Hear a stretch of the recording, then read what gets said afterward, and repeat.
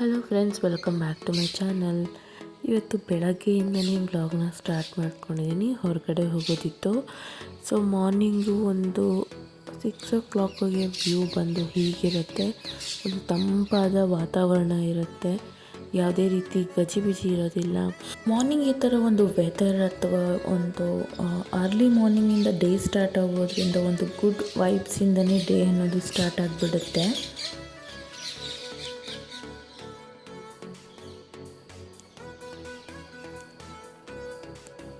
ಬೆಳಗ್ಗೆನೇ ಬ್ರೇಕ್ಫಾಸ್ಟ್ನ ಪ್ರಿಪೇರ್ ಮಾಡ್ಕೊಳ್ಳೋಣ ಅಂತ ಹೇಳಿ ರಾಗಿ ರೊಟ್ಟಿನ ಮಾಡ್ಕೊಳ್ತಾ ಇದ್ದೆ. ನಮಗೆ ರಾಗಿ ರೊಟ್ಟಿನ ಮಾಡಿಬಿಟ್ಟು ಪಾಪುಗೂ ಕೂಡ ಅದನ್ನೇ ಮಾಡ್ಕೊಳ್ತಾ ಇದ್ದೆ.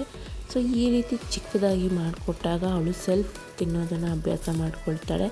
ಹಾಗಾಗಿ ಅವಳಿಗೂ ಕೂಡ ನಾನು ಪುಟ್ಟದಾಗಿ ರೊಟ್ಟಿನ ಮಾಡಿ ತುಪ್ಪದಲ್ಲಿ ಹಾಕಿ ಮಾಡಿ ಕೊಡ್ತಾಯಿದ್ದೀನಿ.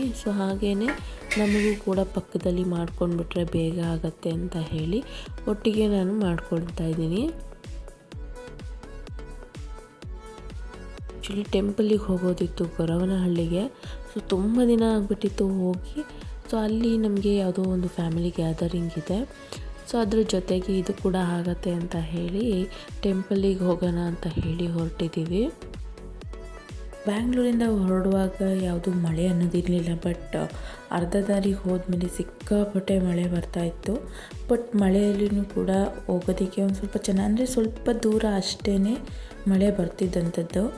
ಮಳೆಯಲ್ಲಿ ಕೂಡ ವೆದರ್ ತುಂಬಾ ಕೂಲಾಗಿತ್ತು. ನಮ್ಮ ಲಡ್ಡುಗಂತೂ ಹೊರಗಡೆ ಬರೋದಂದರೆ ತುಂಬಾ ಇಷ್ಟ ಆಗುತ್ತೆ. ಒಂದು ಸ್ವಲ್ಪ ದೂರದಷ್ಟು ಮಾತ್ರ ಮಳೆ ಇತ್ತು. ಅದಾದ ನಂತರ ಯಾವುದೇ ರೀತಿ ಮಳೆ ಇರಲಿಲ್ಲ. ಹಾಗೆಯೇ ಮುಂಚೆ ಕೂಡ ಮಳೆ ಇರಲಿಲ್ಲ. ಮಧ್ಯದಲ್ಲಿ ಮಾತ್ರ ಒಂದು 2-3 ಕಿಲೋಮೀಟರ್ಸು ಮಳೆ ಇತ್ತು ಅಷ್ಟೇ.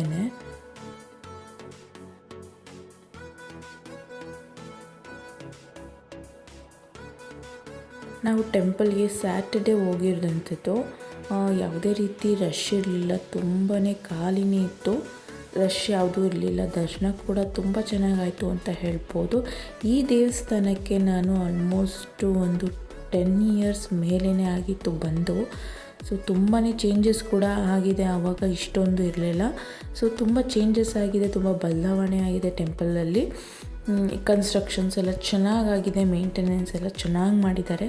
ದರ್ಶನ ಕೂಡ ತುಂಬಾ ಚೆನ್ನಾಗಾಯಿತು.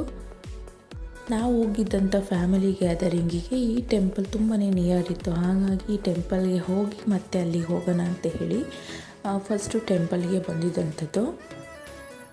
ನನ್ನ ಮಕ್ಳಿಗಂತೂ ಹೊರಗಡೆ ಬರೋದೇ ಒಂದು ಖುಷಿ ಆಗಿಬಿಟ್ಟಿರುತ್ತೆ.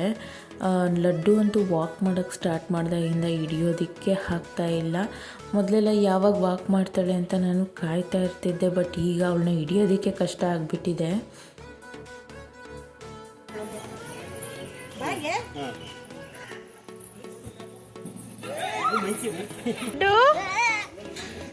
Laddu walk walk walk.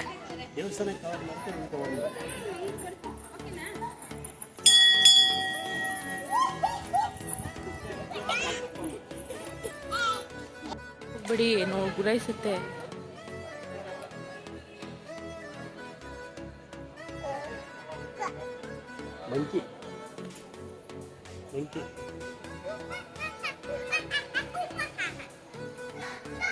Monkey monkey. ದರ್ಶನ ಎಲ್ಲ ಮುಗಿಸ್ಕೊಂಡು ಹೊರಡೋಣ ಅಂತ ಹೇಳಿ ಹೊರಡ್ತಾ ಇದ್ವಿ. ಬಟ್ ಯಾರೋ ಒಬ್ಬರು ಹೇಳಿದ್ರು ಪ್ರಸಾದ ಇದೆ ಅಂತ ಹೇಳಿ. ದೇವಸ್ಥಾನದಲ್ಲಿ ಪ್ರಸಾದ ಇದೆ ಅಂದರೆ ಮಿಸ್ ಮಾಡ್ಕೊಳ್ಳೋದಕ್ಕಾಗತ್ತಾ? ಹಾಗಾಗಿ ಅಲ್ಲಿ ಹೊರಟ್ವಿ. ಆಲ್ಮೋಸ್ಟ್ 10 ಇಯರ್ಸ್ ಆಗಿದ್ದರಿಂದ ಮರ್ತೋಗ್ಬಿಟ್ಟಿತ್ತು ನನಗೆ ಅಲ್ಲಿ ಪ್ರಸಾದ ಸಿಗುತ್ತೆ ಅಂದ್ಬಿಟ್ಟು. ಹಾಗೆ ಹೋಗಿ ಊಟ ಮಾಡಿಕೊಂಡು, ಸೆಲ್ಫ್ ಸರ್ವಿಸ್ ಇರುತ್ತೆ, ಆಲ್ಮೋಸ್ಟ್ ಜನ ಯಾರೂ ಇರಲಿಲ್ಲ. ಊಟ ಮಾಡಿಕೊಂಡು ಅಲ್ಲೇ ಸ್ವಲ್ಪ ವಾಕ್ ಮಾಡಿಕೊಂಡು ಅದಾದ ನಂತರ ನಾವು ಗ್ಯಾದರಿಂಗಿಗೆ ಹೋಗೋಣ ಅಂತ ಹೇಳಿ ಮಕ್ಕಳು ಕೂಡ ಚೆನ್ನಾಗಿ ಅಲ್ಲಿ ಆಟ ಆಡ್ತಿದ್ರು. ಅಲ್ಲೇ ಸ್ವಲ್ಪ ಹೊತ್ತು ವಾಕ್ ಮಾಡಿಸ್ಕೊಂಡು ಹೊರಟಿದ್ದು.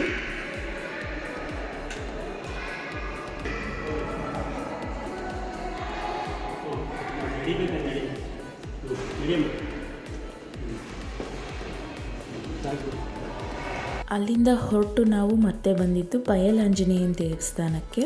ಅಲ್ಲಿ ಒಂದು ಫ್ಯಾಮಿಲಿ ಗ್ಯಾದರಿಂಗ್ ಇತ್ತು, ಹಾಗಾಗಿ ಅಲ್ಲಿಗೆ ಅಂತ ಬಂದ್ವಿ. ಅಲ್ಲಿಂದ ಮತ್ತೆ ಬೆಳಗ್ಗೆ ಅರ್ಲಿ ಮಾರ್ನಿಂಗ್ಗೆ ಎದ್ದು ದೇವರಾಯನ ದುರ್ಗಕ್ಕೆ ಹೋಗೋಣ ಅಂತ ಹೇಳಿ ಡಿಸೈಡ್ ಮಾಡಿದ್ವಿ. ನನ್ನ ಹಸ್ಬೆಂಡು ಮತ್ತು ಅವರ ಕಸಿನ್ಸು ನಾವೆಲ್ಲ ಸೇರಿ ದೇವರಾಯನ ದುರ್ಗಕ್ಕೆ ಹೋಗಿದ್ದಂಥದ್ದು. ನಾವಿದ್ದ ಪ್ಲೇಸಿಂದ ಈ ಒಂದು ದೇವರಾಯನ ದುರ್ಗ ಬೆಟ್ಟ ತುಂಬಾ ನಿಯರ್ ಇತ್ತು ಅಂತ ಹೇಳ್ಬೋದು. ತುಂಬ ನಿಯರ್ ಅಂತ ಅಂದರೆ ಒಂದು ಆಲ್ಮೋಸ್ಟು ಒಂದು 10 ಕಿಲೋಮೀಟರ್ ಕೂಡ ಇರಲಿಲ್ಲ, ತುಂಬ ಹತ್ರ ಇತ್ತು. ಹಾಗಾಗಿ ಹೊರಡೋಣ ಅಂತ ಹೇಳಿ ಡಿಸೈಡ್ ಮಾಡ್ಕೊಂಡ್ವಿ. ಹತ್ರ ಇದ್ದಿದ್ದರಿಂದ ಹಾಗೆಯೇ ಅರ್ಲಿ ಮಾರ್ನಿಂಗ್ ನಾವು ಹೋಗೋದ್ರಿಂದ ತುಂಬಾ ಚೆನ್ನಾಗಿರುತ್ತೆ ವ್ಯೂ ಅಂತ ಹೇಳಿ. ಟೆಂಪಲ್ ಅಂತೂ ಓಪನ್ ಇರೋದಿಲ್ಲ, ಬಟ್ ಜಸ್ಟ್ ವ್ಯೂನ ನೋಡ್ಕೊಂಡು ಬರ್ಬೋದು ಅಂತ ಹೇಳಿ. ಆಲ್ಮೋಸ್ಟ್ ಈ ಸಮ್ಮರಲ್ಲಿ ನಾವೆಲ್ಲೂ ಹೋಗಿದ್ದಿದ್ದಿಲ್ಲ, ಹಾಗಾಗಿ ತುಂಬಾ ನಿಯರ್ ಇರೋದ್ರಿಂದ ಹೋಗಿ ಬರೋಣ ಅಂತ ಹೇಳಿ. ಈ ಒಂದು ಹಿಲ್ಸು ಬ್ಯಾಂಗ್ಳೂರಿಂದ ಒಂದು 90 ಕಿಲೋಮೀಟರ್ ದೂರದಲ್ಲಿದೆ. ಆಲ್ಮೋಸ್ಟ್ 1 ಡೇ ಟ್ರಿಪ್ ಬರಬೇಕು ಅಂತ ಹೇಳೋರಿಗೆ ತುಂಬಾ ಹತ್ರ ಅಂತ ಅನಿಸುತ್ತೆ, ಬಂದು ಹೋಗ್ಬೋದು. ವೆದರ್ ಅಂತೂ ತುಂಬಾ ಕೂಲಾಗಿತ್ತು. ಅದೇ ರೀತಿ ನೆನೆ ಮಕ್ಕಳಿಗೂ ತುಂಬಾ ಚೆನ್ನಾಗಿ ಅನ್ನಿಸ್ತು ಅಂತ ಹೇಳ್ಬೋದು. ಲಡ್ಡು ಅಂತೂ ತುಂಬಾ ಎಂಜಾಯ್ ಮಾಡಿದ್ಲು. ಬಟ್ ಏನಂತ ಅಂದರೆ ವೆದರ್ ತುಂಬ ಕೂಲಾಗಿದ್ದರೂ ಕೂಡ ನಾವು ಈಗಿನ ಕಾಲದ ಮಕ್ಕಳಿಗೆ ಯಾವುದೇ ರೀತಿ ಸಾಕ್ಸ್ ಆಗಿರ್ಬೋದು, ಹ್ಯಾಟ್ ಆಗಿರ್ಬೋದು, ಯಾವುದನ್ನು ಅವರು ಹಾಕಿಸ್ಕೊಳ್ಳೋದಿಲ್ಲ. ಕೆಲವ್ರು ಹೇಳ್ತಾರೆ ವೆದರ್ ಕೂಲಾಗಿದ್ದಾಗ, ಬಟ್ ಏನಂತ ಅಂದರೆ ಮೇಯ್ನ್ಲಿ ಆಗಿ ಅವರೇ ಹಾಕಿಸ್ಕೊಳ್ಳೋದಿಲ್ಲ.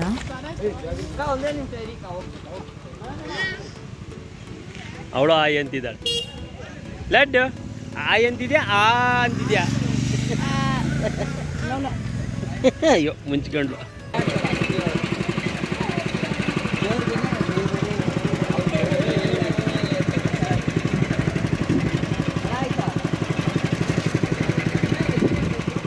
ಎಳ್ಳೀರು ಕುಡಿತಿದ್ಯಾ?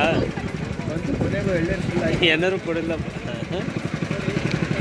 ಸೊ ಫ್ರೆಂಡ್ಸ್, ನೋಡಿದ್ರಲ್ಲ, ಇದೊಂದು ನನ್ನ ಪುಟ್ಟ ವ್ಲಾಗ್ ಆಗಿರುತ್ತೆ. ಯಾರಿಗೆಲ್ಲ ವಿಡಿಯೋ ಇಷ್ಟ ಆಗಿದೆ ಲೈಕ್ ಮಾಡಿ. ಯಾರೆಲ್ಲ ಸಬ್ಸ್ಕ್ರೈಬ್ ಮಾಡ್ಕೊಳ್ದೆ ಚಾನಲ್ನ ನೋಡ್ತಾ ಇದ್ದೀರಾ, ಸಬ್ಸ್ಕ್ರೈಬ್ ಮಾಡ್ಕೊಂಡು ನೋಡಿ ಅಂತ ಹೇಳ್ತಾ ಮತ್ತೊಂದು ಇಂಟ್ರೆಸ್ಟಿಂಗ್ ವ್ಲಾಗ್ ರೆಸಿಪಿಯೊಂದಿಗೆ ಸಿಗ್ತೀನಿ. ಅಲ್ಲಿವರೆಗೂ ಥ್ಯಾಂಕ್ ಯು ಆಲ್.